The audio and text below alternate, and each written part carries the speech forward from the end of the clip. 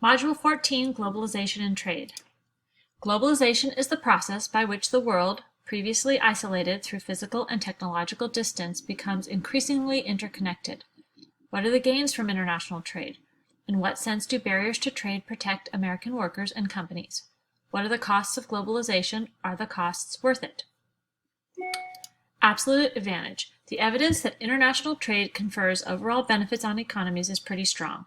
A country has an absolute advantage over another country if it can produce a given product using fewer resources than the other country needs to use. If Canada can produce 100 pounds of beef using 2 ranchers, but it takes Argentina 3 ranchers, Canada has an absolute advantage over Argentina.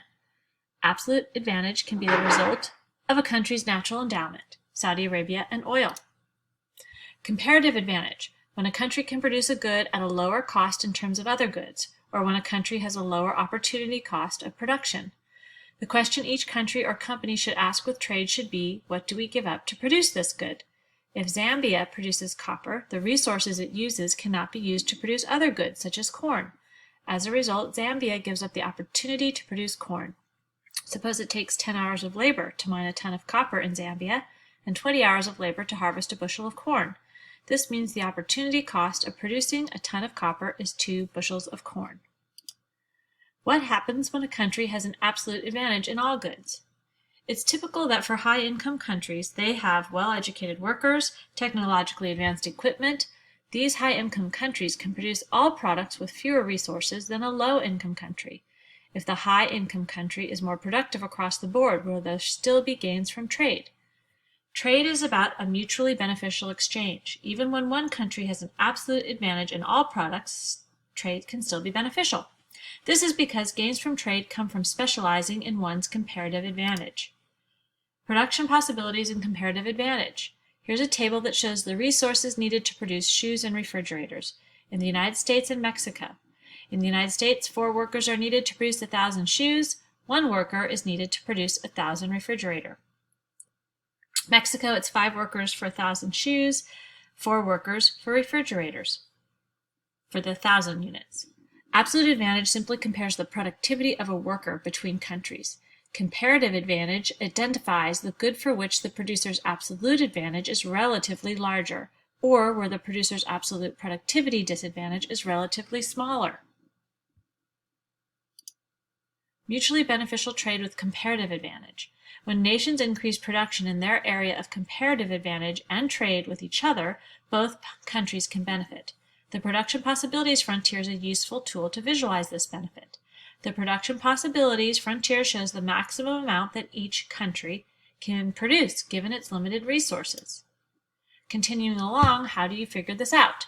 To calculate absolute and comparative advantage, step 1, make a table similar to the one shown. Step 2, to calculate absolute advantage, look at the larger of the numbers for each product. Step 3, calculate comparative advantage. Find the opportunity cost of producing 1 barrel of oil in both countries.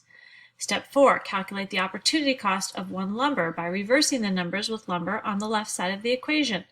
Step 5, in this example, absolute advantage is the same as comparative advantage. Step 6, Canada should specialize in what it has a relatively lower opportunity cost, which is lumber, and Venezuela should specialize in oil. Trade and incomes. Incomes depend on labor productivity. A country with an absolute advantage in some product has higher labor productivity. The average income in a country depends on its average labor productivity. Comparative advantage is more important than absolute advantage in understanding which country should trade which product in order to maximize the standard of living in both countries. The prevalence of intra-industry trade between similar economies. The theory of comparative advantage suggests that each economy should specialize to a degree in certain products and then exchange those products. A high proportion of trade is intra-industry trade, trade of goods within the same industry from one country to another.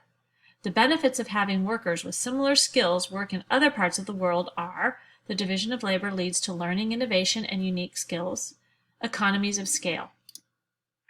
Gains from specialization and learning. Specialization in the world economy can be very finely split. In fact, recent years have seen a trend in international trade called splitting up the value chain. The value chain describes how a good is produced in stages. Instead of production in a single large factory, all of the steps of production can be split up among different firms operating in different places, and even different countries. Because firms split up the value chain, international trade often does not involve the whole finished product. Intra-industry trade between similar countries produces economic gains because it allows workers and firms to learn and innovate on particular products. Economies of scale, competition, variety. A second broad reason that intra-industry trade between similar nations produces economic gains involves economies of scale. The concept of economies of scale means that as the scale of output goes up, average cost of production declines. The horizontal axis of the figure shows the quantity of production by a certain firm at a certain manufacturing plant. Economies of scale advantages. The concept of economies of scale becomes especially relevant to international trade when it enables one or two large producers to supply the entire country. International trade provides a way to combine the lower average production costs that come from economies of scale and still have large competition for consumers. Large automobile factories in different countries can make and sell their products around the world. If the U.S. automobile market was made up of only General Motors, Ford, and Chrysler, the level of competition and consumer choice would be quite a lot lower. Greater competition brings with it innovation and responsiveness to what consumers want. Dynamic comparative advantage. The sources of gains from intra-industry trade between similar economies. In intra-industry trade, the level of worker productivity is not determined by climate or geography, is not even determined by the general level of education or skill. Instead, the level of worker productivity is determined by how firms engage in specific learning about specialized products. In this vision, comparative advantage can be dynamic. It can evolve and change over time as new skills are developed and as the value chain is split up in new ways. Demand and supply analysis of international trade. We can use the theory of supply and demand to further understand the benefits of international trade. Consider two countries, Brazil and the United States, who produce sugar. If international trade between Brazil and the U.S. becomes possible, firms want to buy cheap in Brazil and sell at a high price in the U.S. Protectionism. Globalization has brought fear of loss of jobs and loss of income, which are often described as the race to the bottom. Globalization has also spawned fears about loss of culture. Many countries worry about their cultures being overwhelmed by that of the United States. When a government legislates policies to reduce or block international trade, it is engaging in protectionism. Protectionist policies often seek to shield domestic producers and domestic workers from foreign competition. The Trump administration's tariffs on steel and aluminum in 2018 are a recent example. Barriers to trade. Protectionism takes three main forms. Tariffs are taxes that a government imposes on imported goods and services. It makes imports more expensive and discourages purchases. Import quotas are numerical limitations on the quantity of products that a country can import. During the early 1980s, the Reagan administration imposed a quota on the import of Japanese automobiles. Non-tariff barriers are all the other ways that a nation can draw up rules, regulations, inspections, and paperwork to make it more costly or difficult to import products. Textiles made in the U.S. are shipped to another country, combined with textiles from another country, and then shipped back to the U.S. for final assembly. The trade-offs of international trade. The common belief among economists is that it is better to embrace the gains from trade and then deal with the costs and trade-offs with other policy tools instead of no trade at all. Most people who live in market-oriented economies would oppose trying to block better products that lower the cost of services. The economic analysis of free trade does not rely on a belief that foreign trade is not disruptive or does not pose trade-offs. Disruptive market change happens when an innovative new product or production technology disrupts the status quo in a market. The potential for gains from trade may be especially high among the smaller and lower income countries of the world. From interpersonal to international trade. We all benefit from living in economies where people and firms can specialize and trade with each other. The benefits of trade do not stop at national boundaries. The division of labor could increase output for three reasons. 1. Workers with different characteristics can specialize in the types of production where they have a comparative advantage. 2. Firms and workers who specialize in a certain product become more productive with learning and practice. 3. Economies of scale. These three reasons apply from the individual and community level right up to the international level.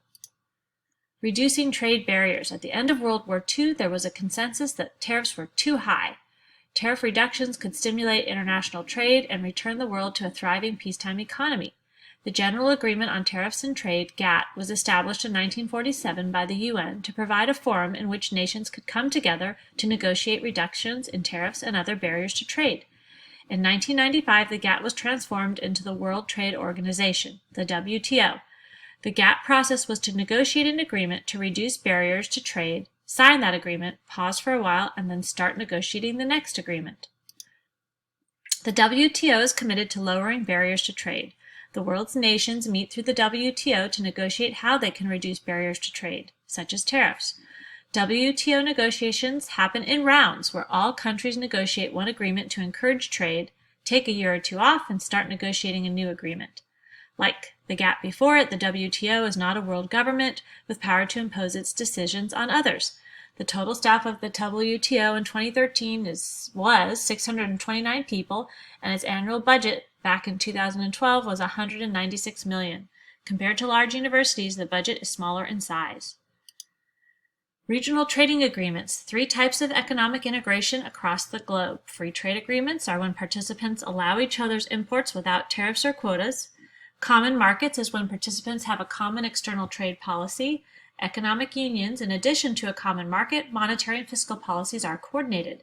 The best known of these regional trading agreements is the European Union. For the United States, perhaps the best known is the North American Free Trade Agreement, which is now called the United States-Mexico-Canada Agreement. Long-term in barriers to trade. Through all the controversy with trade policy, the general trend for most of the last 60 years is clearly toward lower barriers to trade. Although measures of import quotas and non-tariff barriers are less exact than those for tariffs, they generally appear to be at a lower level. The last half-century has seen both a dramatic reduction in government-created barriers to trade, like tariffs, import quotas, and non-tariff barriers. A number of technological developments that have made international trade easier, advances in transportation, communication, and information management. The result has been the powerful surge of international trade. Quick review. What is absolute advantage? Comparative advantage. How do you calculate absolute and comparative advantage? What are 2 advantages of the intra-industry trading? What is the relationship between economies of scale and intra-industry trade? How can you use supply and demand to explain the gains from trade? Why do governments justify protectionist policies? What are trade barriers, including quotas, tariffs, and non-tariff barriers? What are the trade-offs of trade policy, and what are 2 benefits from reducing trade barriers? What is the origin and role of GATT? What is the origin and role of the WTO? What is the significance and examples of regional trading agreements? Analyze trade policy and evaluate long-term trends in barriers to trade. And that's it.